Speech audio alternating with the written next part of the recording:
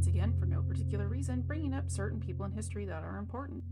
I do not speak Polish, so I'm not sure exactly how to say her name. Jolanta? I'm honestly not sure.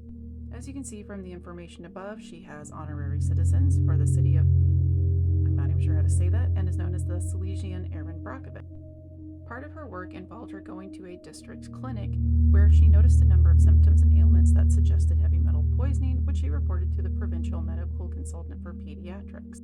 After this, she began researching exposure to lead in children from, I don't even know how to say any of these.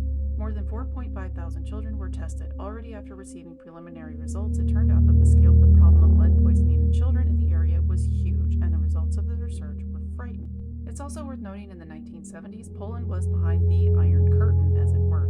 Publication of the results in 1974 in the doctoral dissertation, which was promoted by another name I can't pronounce.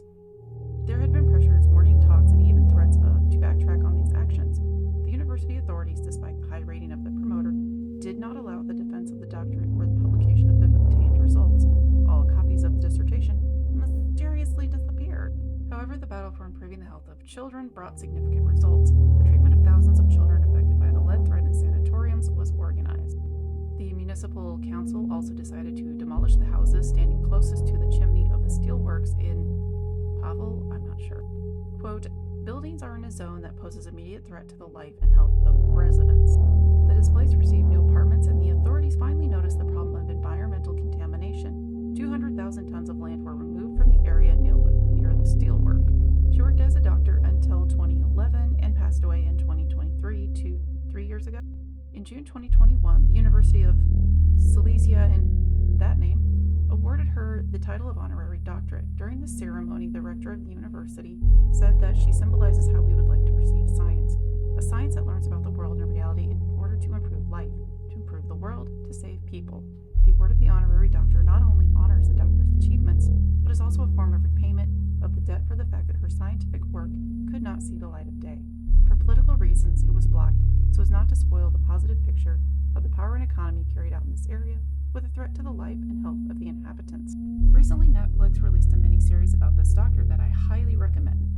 I recommend it for multiple reasons, one of which is you really get an idea into how much bureaucracy and nonsense there was during this area of Soviet rule, I guess. There's a lot of paranoia, people reporting each other, secret cops, all that sort of thing. The other thing I really appreciated is that it showed how effective it can be when people band together to work as a group in order to protest certain things going on. The protests are not violent, and they are led by mostly women. In the last episode, we also see how the secret cop that's in charge of trying to stop all the protests uses different tactics, and none of them work. Not only is the doctor and the citizens of this area smart enough to see past all these different ways that they're trying to break them apart, but they are able to band together to get what they need at the end. There are certain parts of the show that definitely feel like they could take place today, but I really like that it shows how effective nonviolent protest can be, especially as long as everyone sticks together.